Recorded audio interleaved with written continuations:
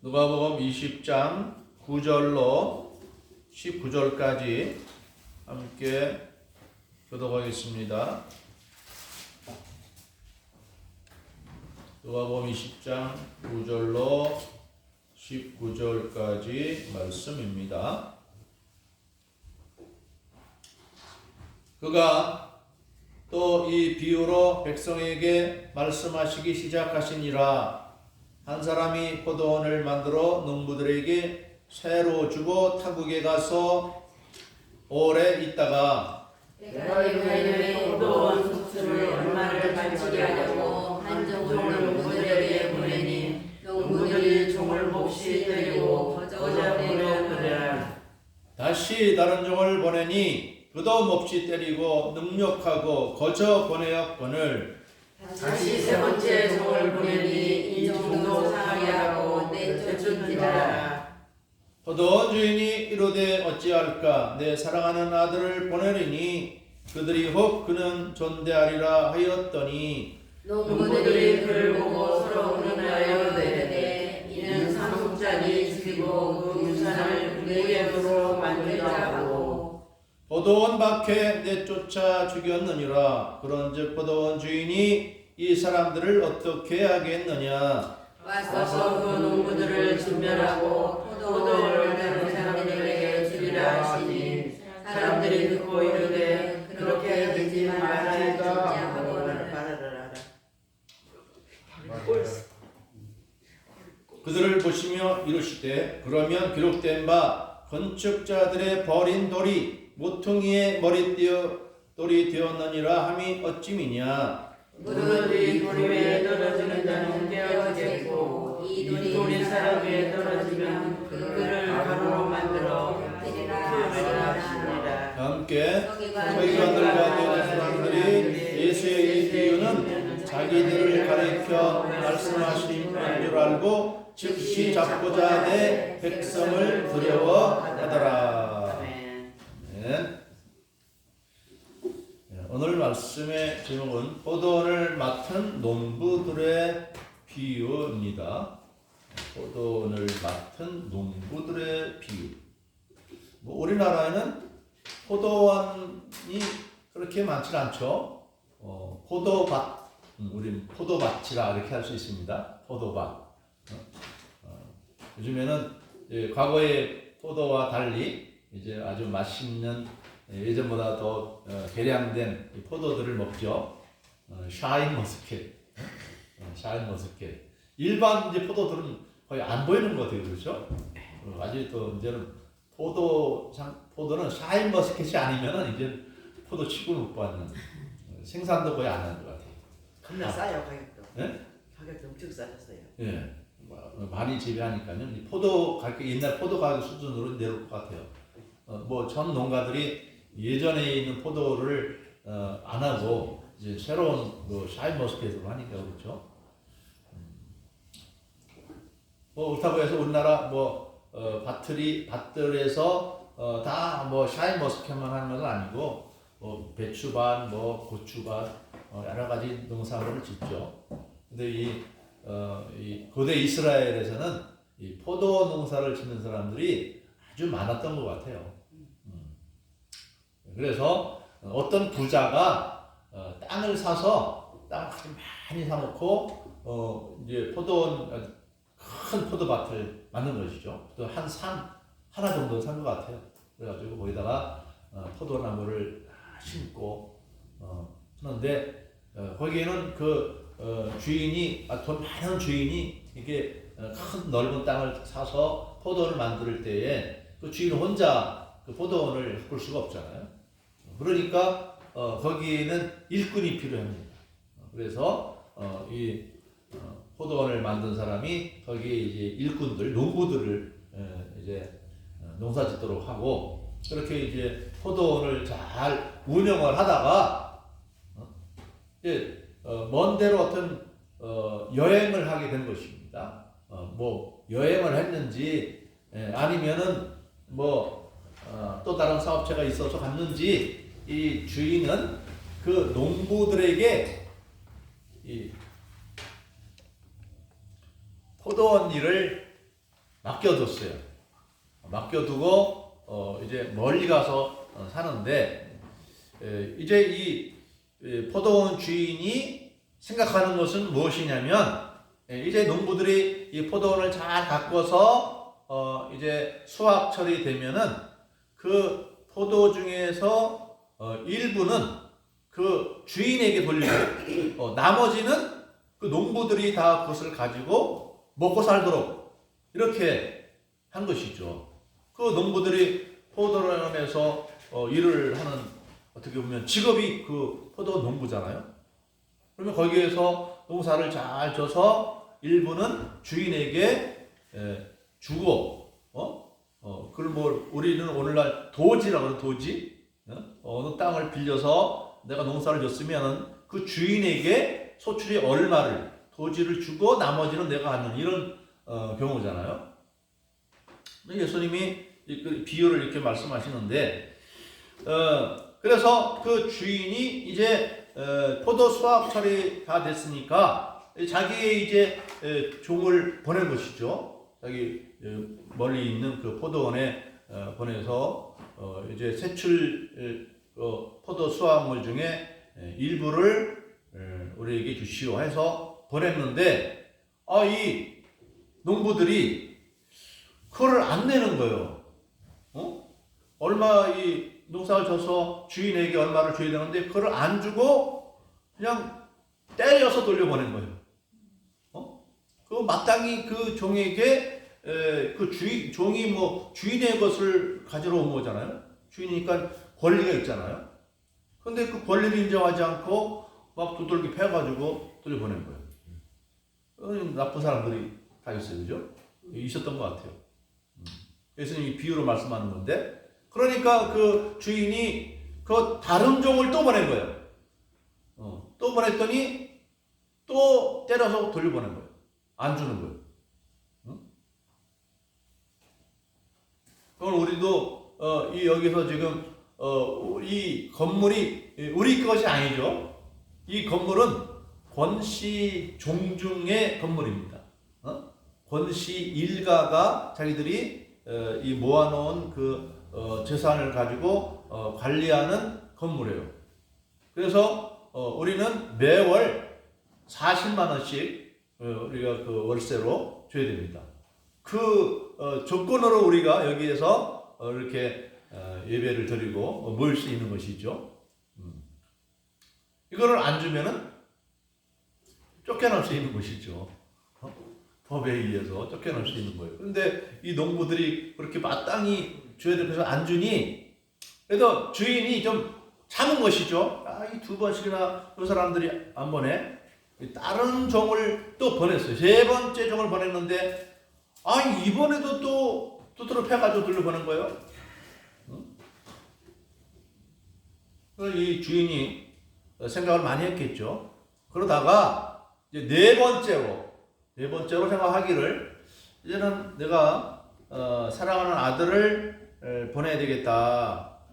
그들도 내 사랑하는 아들을 알고 있으니 그렇게 이전처럼 종들을 막대하듯이 대한 것처럼 그렇게는 하지 않겠지 해서 이 주인이 자기의 사랑하는 아들을 보냈는데, 이번에는 그 농부들이 이 아들을 예전과 같이 이렇게 존대하고 그런 모습이 아니라 이상한 눈으로 바라봅니다.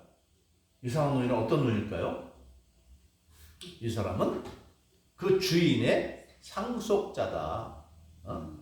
그렇기 때문에 이 상속자를 죽여버리면 이 포도원은 우리의 포도원이 될 거야 생각을 해가지고 그 상속자 아들을 선대하고 자들이 마땅히 바쳐야 될 그 세를 주지 않고 잡아 죽인 거예요. 그러니 이 소식을 들은 이 주인이 그 마음이 어땠을까요? 분노가 폭발한 것이죠. 잘 대우해 줘야 마땅하거늘 잘 대우하기는커녕 죽여 없앴으니 이 주인이 이제 자기가 이 재력이 있는 힘이 있는 주인 아니겠습니까? 이제 이 뭐 군대를 이제 동원시켜 가지고 그 포도원에 돌아와서 그 농부들을 다 잡아 죽였다. 그리고 그 포도원은 이제 다른 농부들에게, 이 나쁜 포도원 농부들이 아닌 다른 포도원 농부들에게 맡겼다는 얘기입니다. 예수님이 참, 예수님 비유의 천재입니다. 비유가 복음서에 얼마나 많이 있는지 모르겠어요. 그 불의한 재판관의 비유도 있고, 씨 뿌리는 자의 비유도 있고, 또 뭐 혼인 잔치의 비유도 있고, 밭에 여러 땅에 심겨진 씨앗의 비유도 있고, 예수님은 비유를 많이 말씀하셨는데, 예수님이 이런 비유를 말씀하신 이유가 뭘까요? 무엇을 의미할까요? 이게 풀어내지 않으면 알 수가 없는 이야기입니다. 도대체 이 말씀을 왜 하셨을까? 이 포도원이라는 것은 이 유대인들에게 또 고대의 사람들에게 지금도 이 중동이나 유럽에 있는 사람들에게 이 포도는 어떤 존재냐? 포도를 통해서 포도주를 빚어내죠. 근데 그 포도주는 오늘날 우리 대한민국 사람들에게 하나의 술에 불과하지만 그들에게는 단순한 술이 아니라 음료수입니다. 음료수. 우리는 참 좋은 땅을 가지고 있어서 샘물에서 나오는 물, 아주 그냥 막 꿀꿀꿀 마실 수 있는 물이지만은 이 중동 지역이나 유럽 지역에서 나오는 그런 물들은 그렇게 깨끗하지가 않아요. 그래서 이렇게 포도로 만들어진 이 포도주이자 음료수이고, 그래서 이 잔치 자리에 빠질 수 없는 음식 재료 중에 하나가 이 포도주입니다. 그래서 오늘날 우리는 뭐 술 마시면 안 된다고 해가지고 포도주를 안 마시지만은 이때에는 하나님이 그렇게 뭐 술 마시지 말라 이런 식으로 안 했어요. 사실 술 자체가 죄는 아니고 술이 뭔 죄가 있겠어요? 술을 먹는 그 사람이 문제가, 너무 많이 먹어서 중독이 될 정도로 먹는 게 문제죠. 그렇죠? 그래서 우리는 술 취하지 말라 그렇게 말합니다. 술 먹으면 안 된다 그러면은 이 문제가 생기는 게 뭐냐면, 포도주로 이 성찬을 할 때, 물론 우리 포도즙을 이제 성찬을 재료로 하지만 포도주로 성찬 재료를 삼는 교회들도 많이 있습니다. 그렇게 해서 그때 우리가 술 마신다고 해가지고 성찬에 포도주 마신다고 해가지고 술 마시는 건 아니고, 아무튼 이 포도는 기쁨의 과일이에요. 그래서 이 포도원은 뭐냐? 영적으로 이스라엘입니다. 이스라엘. 여기서 한 주인이 포도원을 만들었다는 얘기는 지금 하나님이 이스라엘이라는 하나님 섬기는 나라를 세웠다고 하는 것을 의미합니다. 그래서 하나님이 이 이스라엘 나라를 어떻게 세웠어요? 그 조상 아브라함 때부터 하나님이 그 아브라함의 아들 이삭, 이삭의 아들 야곱, 야곱의 12아들이 이제 애굽의 이집트에 내려가서 한 민족이 되었죠. 한 민족이 되었지만은 나라는 못 이루었어요. 오히려 그들이 번성하고 큰 민족으로 성장하니까 그들이 나라를 전복하고 이집트 나라를 장악할까봐 그것이 두려워서 온갖 핍박을 했죠. 강제 노역을 시키고 그렇게 했지만 하나님이 모세라는 사람을 통해서 그들을 애굽에서 건져내시고, 또 광야 40년을 거쳐 여호수아로 하여금 가나안 땅을 정복하게 해서 그 가나안 땅에서 한 나라를 이루고 한 나라를 세운 겁니다. 그래서 보통 보면 한 민족이 한 지역에서 오래 머물러 있다가 번성해가지고 한 민족 국가가 되는데, 이 이스라엘이라는 나라는 하나님의 살아계신 것을 증거하게 하기 위해서 이집트라는 나라에 얹혀 살게 하다가 거기서 대민족이 때를 이루어서 가나안 땅에 들어와서 그 가나안 땅에 있는 사람들을 다 몰아내고 거기에서 하나님을 섬기는 나라로 이스라엘 나라를 세운 거예요. 아멘. 뭐 지금도 보면 이스라엘이라는 나라가 그렇게 세워졌어요. 다 그냥 세계 뿔뿔이 흩어져서 살다가 어느 날 점점 막 이 이스라엘 사람들이 지금 현재 있는 이스라엘 땅으로 모여들더니 나라를 세운 거예요. 그때가 언제냐면 1948년. 이 나라가 언제 망했느냐?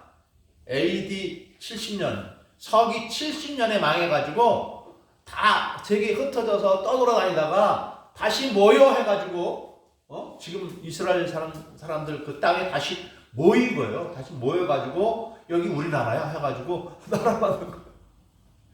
비슷해요, 과거랑. 과거에도 그렇게 됐어요. 이집트 상에 살다가 이들이 때로 몰려와가지고 광야를 거쳐가지고 여호수아와 함께 가나안 정복 전쟁을 일으켜가지고 그 땅을 점령해 버린 거예요. 이게 다 누구의 은혜라? 하나님의 은혜라. 하나님의 은혜로 그런 거예요. 자기들이 원래 자기 땅이 어디 있어요? 떠돌아다니는 사람들인데. 근데 그렇게 이스라엘 나라를 세우신 목적이 무엇일까요? 목적이 무엇일까요? 하나님을 잘 섬기고 그 말씀대로 살아서 행복하게 살아가는 것. 그래서 행복하게 살면 이 하나님 섬기는 것이 얼마나 좋은 것인지 이제는 이스라엘을 통해서 온 세상 사람들을 부르는 것이 이스라엘에 세워진 목적이에요. 왜냐하면 이스라엘만 하나님이 사랑하는 나라가 아니라 온 세상 모든 사람들이 다 하나님이 만들어 놓으신 피조물이잖아요. 그렇죠? 하나님이 이스라엘을 위해서 이스라엘을 세운 게 아니라 이스라엘을 통해서 온 세상 사람들에게 천지 만물을 지은 하나님이 살아계신 것과 또 그 말씀대로 살아가는 것이 하나님의 우리 인간들을 만들어 놓은 목적이라는 거예요. 그래서 창세기 1장 27절과 28절에 하나님이 사람을 만들 때 어떻게 사람을 만들었느냐?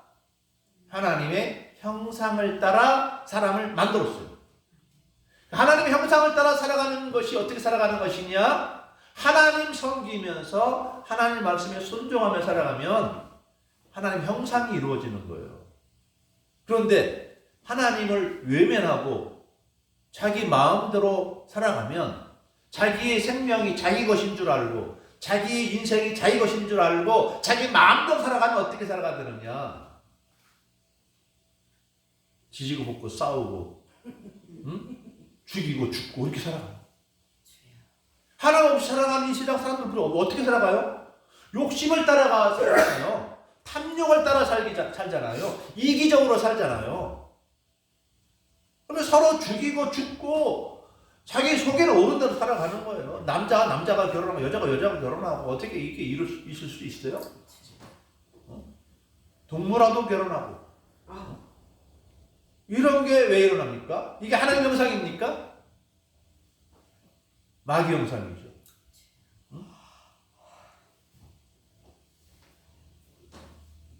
그래서 하나님이 이스라엘을 세워놨는데 이스라엘이 왜 바뀌는 것입니까? 왜 바뀌어요? 탐욕 때문에, 탐심 때문에. 이 이스라엘이 이렇게 하나님만 섬기는 복된 나라, 말씀대로 지키며 살아가는 나라를 세웠는데 그 부대 사람들이 점점 변하는 거예요. 그래서 자꾸 다른 나라 기웃거리다가 우리도 우상 숭배 한번 해보자. 그래서 하나님 섬기다가 우상 숭배하고 막 이렇게 되니까 하나님이 난 그러라고 너희 세운 거 아닌데 왜 너희가 자꾸 우상 섬기고 우상 섬기다 보니까 말씀대로 안 살고 막 서로 싸우고 악을 행하며 살잖아요. 하나님이 그때마다 누구를 보내요? 선지자를 보내요. 선지자. 우리 구약성경 읽을 때에 어디서부터가 선지서인지 아십니까? 구약성경에 선지자들이 쓴 글이 있죠? 그 이사야서부터 이사야 아가서 다음 시편, 전도서, 아가서 다음부터 나오는 이 책이 바로 이사야라는 책인데, 선지자들의 이 글들을 모아놓은 것이 이사야서부터 말라기 마지막까지가 선지서라고 그래요. 근데 선지서 읽을 때 마음이 편안해지고 막 기뻐지고 하는 사람 있어요? 읽어보셨습니까? 이사야서부터 말라기서까지 읽기가 가장 고통스러워요. 왜냐하면 너희들 회개 안 하면 죽는다. 회개해. 빨리 회개해. 이사야서부터 말라기까지 거의 그런 내용이에요. 즉 이게 성경인가 도대체. 이 선서를 읽으면 마음이 편안해지지 않고 불안해져. 왜? 또 죽인다, 죽는다, 멸망한다, 빨리 회개하라, 뭐 이런 식의 다 그거예요, 선지서가. 왜 그럴까요? 왜? 이게 이 선지서를 모아놨으니까 이게 문제. 시대마다 사실 다 달리 선지자들이 각기 다른데 선지서들 다 긁어 모아놓으니까 선지자들이 주로 해야 하는 일은 무엇입니까? 하나님을 떠나서 율법대로 말씀대로 살아가면 선지자가 필요 없어요. 창세기부터 우리 신명기까지 율법이라고 그러죠. 이 하나님 말씀대로 살게만 하면 선지자가 올 필요가 없어요. 근데 이 말씀들 안 사니까 하나님이 선지자를 보내서 너희들 왜 그렇게 하냐? 하나님 너희들 멸망시키려고 하는데 그래도 회개하면 멸망 안 시켜줄게. 이게 선지자들의 핵심이에요. 그러니까 선지자들의 말을 다 뭐 회개하라, 뭐 돌이켜라, 막 이런 말씀하는 거죠. 그런데도 예수님 때까지도 이 이스라엘이 하나님 말씀대로 온전히 살지 못하는 거예요. 그런데 예수님 때는 그래도 다행히 우상 숭배는 안 했어요. 그런데 어떤 문제가 있습니까? 우리가 아는 것처럼 예수님이 왜 성전에 들어가서 장사하는 사람들을 내쫓아 버렸습니까? 아니 성전에서 장사하는 장소냐고요. 만약에 여기다가 저기 편의점 여기 하는 예배당 밑으로 편의점 내가 어떻게 했어요? 말이 안 되겠죠? 예배 장소로 만들어 놓은 것이지 뭐 여기서 장사하려고 뭐 이렇게 여러 분 상대로 해서 여기서 뭐 밥도 팔고 무슨 뭐 반찬도 팔고 뭐 그러면 되겠어요? 그럼 안 되잖아요. 목적이 다르잖아요. 하나님께서 이 제사장들에게 제사하라고 성전을 맡겨놨더니 장사꾼으로 만들어놔가지고 사람들 그냥 돈 뜯는데 혈안이 돼 있는 거예요. 돈 뜯는데.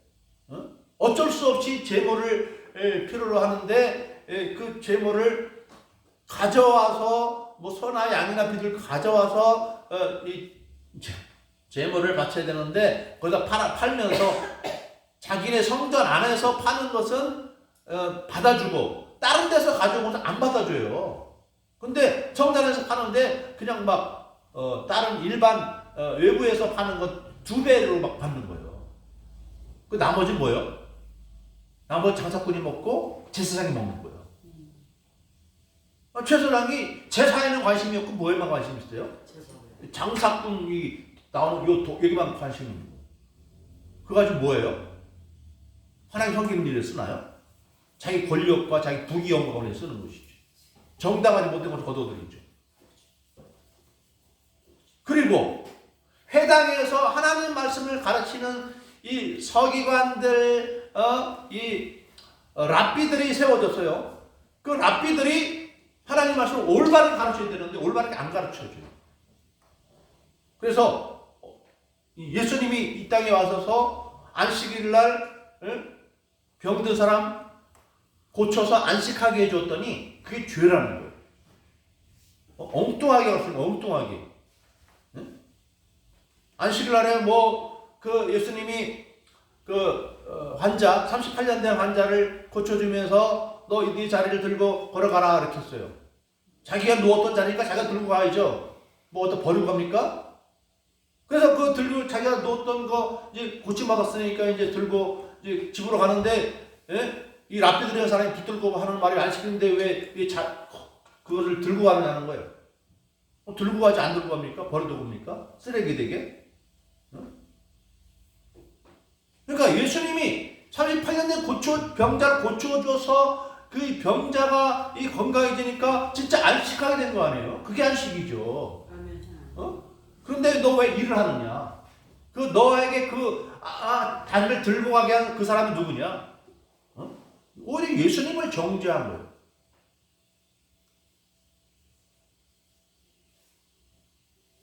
그러니 이들에게 소망이 없는 거예요. 소망이 없는 거예요. 여기서 이제 이 비유에서 이 농부들이 그 주인의 사랑하는 아들을 죽였다는 것은 뭘 말하는 것입니까? 이때는 아직 이루어지지 않았지만 앞으로 이 유대인들이 종교 지도자들은 이 제사장들과 이 랍비들이 예수님을 죽일 것을 말합니다. 이때는 아직 안 이루어. 예수님 말씀한 이때는 아직 안 이루어졌지만 앞으로 일어날 것을 예언하는 내용. 그래서 나중에 이 아들을 죽인 이 농부들을 죽인 것은 뭐를 의미합니까? 앞으로 하나님이 군대를 보내서 이스라엘을 멸망시킬 것을 예언한 겁니다. 그래서 정말 예수님이 부활성천하신 이후에 약 40년 정도가 지나고 그때가 서기 70년인데 예수님이 부활성천하실 때를 약 30년으로 봅니다. 서기 30년 정도로. 왜냐하면 예수님이 30세부터 전도를 하기 시작해서 약 3년간 전도한 걸로 그렇게 봅니다. 약 3년간. 그래서 서기로 말하면 약 27년부터 30년 어간 그 사이에 예수님이 복음사역 하시고 십자가 죽으시고 부활 성천하신 그런 일이 있었던 것이죠. 근데 여기 40년 후에 이 이스라엘과 로마의 전쟁이 생긴 거예요. 전쟁이 일어나서 하나님이 이 로마 군대가 이 예루살렘과 이스라엘 완전히 다 멸망시켜 버렸어요. 200만 명 가량의 이 사람들이 그 예루살렘성에 모여서 로마 군대와 항거하는데 그 항쟁의 과정 속에서 약 100만 명 이상이 로마 군대에 의해서 죽임을 당했어요. 어마어마 끔찍한 비극의 전쟁이 일어나고 이때부터 이스라엘 나라는 완전히 멸망됐어요. 파괴하고 죽이고 포로로 끌어가고 그래서 그 땅은 이제 다른 나라 이방 사람들이 들어서 살고 그 지역에 있는 유대인들은 다 거의 쫓겨나서 다른 데서 살아라는. 그래서 1948년도 독립될 때까지 나라 없이 살아가는 유랑민족이 된 거예요. 이것을 의미하는 것입니다. 하나님이 맡겨놓은 이스라엘을 자기 마음대로 이렇게 만들어 놓은 것인데 이것을 오늘 영적으로는 어떻게 해석해야 되느냐? 그래서 다른 농부들에게 이 포도를 맡겼다는 것은 뭐를 의미할까요? 그러면 다른 농부들에게 포도를 맡겼다는 건 뭘까요? 포도는 뭐죠? 신약이나 구약이나 동일한 것은 하나님 나라. 하나님 나라인데 신약의 하나님 나라는 어떤 나라냐? 예수님은 마태복음 16장 16절과 17절에서 이 16장 16절에서 베드로가 주는 그리스도시요 살아계신 하나님의 아들이십니다 라고 말하자 예수님이 너는 베드로라 내가 이 반석 위에 내 교회를 세울 것이다 이렇게 말했습니다. 그래서 이제 천국의 열쇠를 너에게 주노니 열면 들어가고 닫으면 들어갈 자가 없다 이렇게 말씀했어요. 그래서 오늘날 교회를 말합니다. 교회. 이스라엘은 나라는 멸망했지만 이제 당신의 예수님의 12제자를 통해서 새로운 하나님의 나라를 만들었는데 예수님의 12제자들이 다 이스라엘 사람들이잖아요. 그죠? 그들이 기초가 돼서 하나님 나라를 새롭게 형성했는데 그 나라는 이제 이 유대인들보다는 이방인들을 통해서 하나님의 교회가 이제 건설이 되고 성장해 가는 것이죠. 예전과 같이 국가에 속한 하나님의 나라가 아니라 이제 어느 나라이든지 다 우리가 몰래라도 다 세울 수 있는 교회를 통해서 새로 하나님의 나라가 세워진 거예요.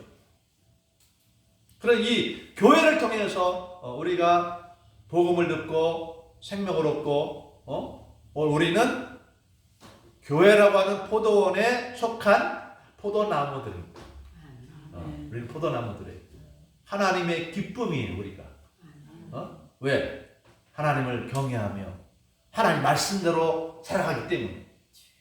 하나님은 이제 하나님을 경외하며 말씀대로 살아가는 여러분들에게 복을 주실 것입니다. 복을 반드시 주십니다. 그러나 말씀 외면하고 요 못 믿게 하는 세력이 오늘날에도 또 존재하는 겁니다. 누가 변하면? 목사가 변합니다. 오늘날 교회의 농부는 누구냐? 오늘날 포도의 농부는 누구냐? 목사들이에요. 목사가 헷가닥 버리면 포도원이 사라져버립니다. 목사가 제일 중요해요. 목사가. 그래서 이 목사들에게 하나님은 이제 말씀 훈련을 시키는 거죠. 신학교에 보내서 신학교에 가서 말씀 훈련을 하게 하고 하나님 말씀을 이해할 수 있는, 이 말씀이 도대체 무슨 뜻인지 해석해 주지 않으면 알 수가 없잖아요. 알 수 있도록, 바르게 알 수 있도록 훈련을 시켜서 이제 목회자로 세워놓는데 마귀가 이제 이 목사들을 변질시키는 겁니다. 어떻게 변질시킵니까? 이단으로 변질시킵니다. 말씀을 왜곡하도록 변질시킵니다. 교회를 통해서 자기들의 이익을 빨아먹는, 옛날에 이 제사장들과 이 랍비들처럼 교회를 통해서 쪽쪽 이 단물만 빨아먹고 그 영혼 구원에서 전혀 관심이 없는 이러한 이단들을 세워놓는 거예요. 종교개혁이 왜 일어났습니까? 처음에 하나님의 교회는 막 이렇게 일부러 막 나가면서 막 성장하면서 잘 되어나가지고 나중에는 유럽이라는 그 전체 사회가, 유럽 사회가 하나님을 섬기는 나라들이 된 거예요. 이런 일에 이 카톨릭 교회와 교황은 선한 일을 했어요. 선한 일을 했어요. 그래서 이 1500년도 교회가 개혁되기 그 이전까지는 그래도 이 유럽을 기독교화 시키는 선한 일을 한 것이 이 카톨릭 교회와 교황과 그 교회입니다. 그런데 이들도 점점 역사가 진행되면서 권력을 얻게 되면서 과거 카톨릭 교회는 얼마나 큰 권력이 있었는지 아세요? 종교재판소가 있어가지고요. 거기서 이 옛날에 사내들이 궁예처럼 뭐 죄짓고 무당질하고 뭐 악을 행한 사람들을 잡아 죽이는 일을 교회 재판소에 했었어요. 화형을 시켰죠. 무당들을 막 잡아다가 화형시켰어요. 그리고 마녀사냥이라는 말 들었죠. 마녀사냥. 이 마녀사냥이 그겁니다. 그 나라가 다 국교화돼서 기독교가 국교화되니까 이 우상 숭배자들, 무당들 다 발색해놔가지고 잡아 죽이는 게 마녀사냥이에요. 그런데 그 과정에서 그렇게 꼭 그런 사람들만 잡아 죽인 게 아니라 뭐 교회 말을 안 듣고 어떤 신부가 밉보이고 또는 뭐 우울증에 걸린 사람도 있을 수 있잖아요. 그런 마녀가 아니잖아요. 우울증 걸린 귀신 들린 게 아니잖아요. 근데 이것까지도 다 너 귀신 들려서 그런 거야. 가지고 화형시켜버려. 그게 마녀 사네. 너무 지나친 거예요. 그리고 이 당시에 카톨릭 교회가 변질되고 부패한 것이 무엇이냐면 죄를 사해주는 능력이 신부가 있어요? 예수님에게 있어요? 예수님에게 있는데 신부가 가르치는 거예요. 신부가 고백성사 다 고해 성사를 해. 그래서 신부 앞에 가서 다 죄를 까발리고 다 이렇게 해고 내 죄졌습니다 하면은 그 신부가 당신 죄가 예수님의 이름으로 사해주느라 이렇게 해가지고 신부가 사해주는 거예요. 신부가. 그거 되겠습니까? 그리고 또 뭡니까? 이 성찬은 뭡니까? 성찬은 예수님이 우리를 위해서 십자가 죽으시고 희생당하신 그것을 우리 죄가 용서받은 것을 우리가 누리는 것이 성찬 아니에요? 근데 이거를 제사로 바뀌어버렸어. 제사로. 그래가지고 미사 된다고 지금도 아마 그쪽이 그래요. 미사를 된다 해가지고 이 신부가 띄워주는 떡과 또 포도주 잔을 마셔야만 구원을 받는 거예요. 그게 미사예요. 그러면 그렇게 안 하면 우리 뭐 개신교들은 뭐예요? 그걸 못 받아 저놈들은. 이렇게 하는 거예요. 미사를 안 들으면 그거 못 받아요. 왜냐면 신부가 띄워주는 떡과 포도주를 마셔야 되는데 그거 못 먹잖아요. 우리는 안 먹잖아요. 그렇다고 우리가 매주 우리 성찬합니까? 성찬은 제물이 아니에요. 제물이 아니라 기념물이고 하나님의 은혜를 받기 위한 하나님의 말씀의 제2의 보이지 않는 말씀이라 이 말이에요. 보이지 않는 말씀. 아멘. 행동으로 주어지는 말씀인데 그것을 제물로 삼아가지고 신부가 뭐예요? 뜻이 뭐예요? 뜻. 영어로 뭡니까? 신부가 God Father. God. 하나님 아버지. God Father. 아버지. 하나님 아버지. 신부란 말이 당신 하나님 아버지라는 뜻이에요. 그 말 자체도 이름도 잘못되고. 그래서 종교개혁을 하면서 다 고친 겁니다. 신부를 목사. 죄사함은 오직 예수 그리스도를 믿고 회개함으로써 죄사함이 이루 예수님을 통해서 회개함이 이루는데 이 변질돼버린 거예요. 이제 이 종교개혁 할 때부터 이 가톨릭의 이 교리들이 변질되면서 하나님이 아닌 이제 성모 마리아에게 기도를 해요. 또 노래 있잖아요. 성모 마리아에게 드리는 기도 노래 이게 있어요. 성모 마리아가 칭찬했다는 거예요. 처녀고 또 아이를 낳았는데 처녀 어떻게 처녀가 됩니까? 영원한 처녀고 이런 말도 안 되는 그런 교리들을 갖다 놓고 이제 있으니 하나님이 선지자 루터, 칼빈, 찌베잉글러 이런 사람들을 보내가지고 종교개혁을 일으킨 겁니다. 그래서 우리 개신교가 나왔는데 이 개신교 사회에서 또 이단들 나오잖아요. 문선명 이단 나오고 신천지와 이만 이단 나오고 안상홍 증인회가 지금 하나님의 교회라고 바뀌었지만은 안상홍이 이 새로 이 땅에 온 예수님이라는 거예요. 그래서 그 사람들은 안상홍의 이름으로 기도합니다 이렇게 해요. 그게 하나님의 교회라는 거예요. 하나님의 교회 이름은 아주 멋지잖아요. 그러니까 이 이단들 속으면 안 됩니다. 이단들이 수가 많고 건물이 아름답다고 해서 그들이 이단이 아닌 것이 아닙니다. 숫자를 따라가면 안 되고 그게 건물의 외모를 따라가면 안 되고 목사를 가요. 목사를. 하나비전교회도 목사가 막을 때 온전한 교회입니다. 하나비전 교회라고 해서 좋은 교회가 아니고 하나비전 목사를 봐야 됩니다.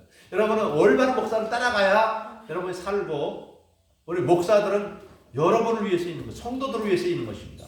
목사가 변질되면 우리는 쫓겨납니다. 하나님 아버지로부터 쫓겨나고 매맞고 벌 받아야 마땅합니다. 여러분은 하나님의 포도나무입니다. 포도들입니다. 우리는 포도원입니다. 교회는 포도원입니다. 포도원을 지켜야 됩니다.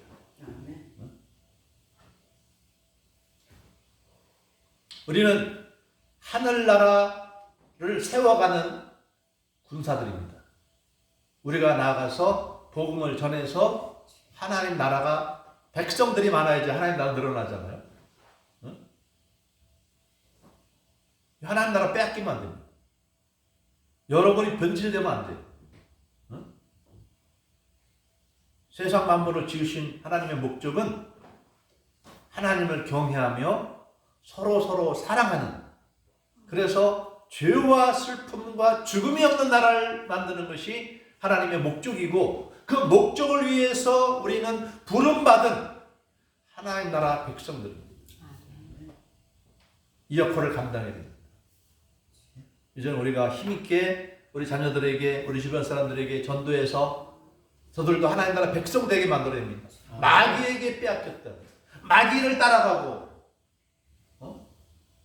마귀의 세계 속에서 하나님을 대적하는 이러한 가련하고 불쌍한 무리들을 우리는 영적 전쟁을 통해서 우리의 믿음을 지킬 뿐만 아니라 그들도 주님께로 인도하여서 살아가고, 또 우리 예수 믿는 사람들 어떻게 살아야 됩니까? 하나님을 경외하며 말씀대로 살아서 이제 우리 가운데는 시기와 질투가 없어야 될 것입니다. 서로가 잘 되도록 서로를 축복하면서 서로를 사랑하면서 하나님 나라의 이 아름다운 것을 누리며 살아가는 여러분 되시기를 주님의 이름으로 축복합니다. 기도합니다. 사랑의 하나님, 하나님께서 예수 그리스도를 통해서 새로운 포도원 건설해 주셨습니다. 우리는 그 새로운 포도원을 통해서 그 열매를 먹고 구원받고 하나님의 자녀가 된 그러한 삶을 살아가고 있습니다. 하나님 교회를 통해서 우리를 구원해 주시고 복 주신 하나님께 감사와 영광을 돌립니다. 이렇게 귀중하고 아름다운 믿음, 수많은 역경과 그 과정을 통해서 우리들에게 주어진 이 생명의 이 복음, 이 생명의 복음을 통해서 하나님의 자녀된 이것을 누리며 살아갈 수 있도록 도와주시고 이것을 알지 못하는 사람들에게 알게 하며 살아가는 저희가 되게 하여 주옵소서. 간절히 간구하며 감사하며 예수님의 이름으로 기도드리옵나이다.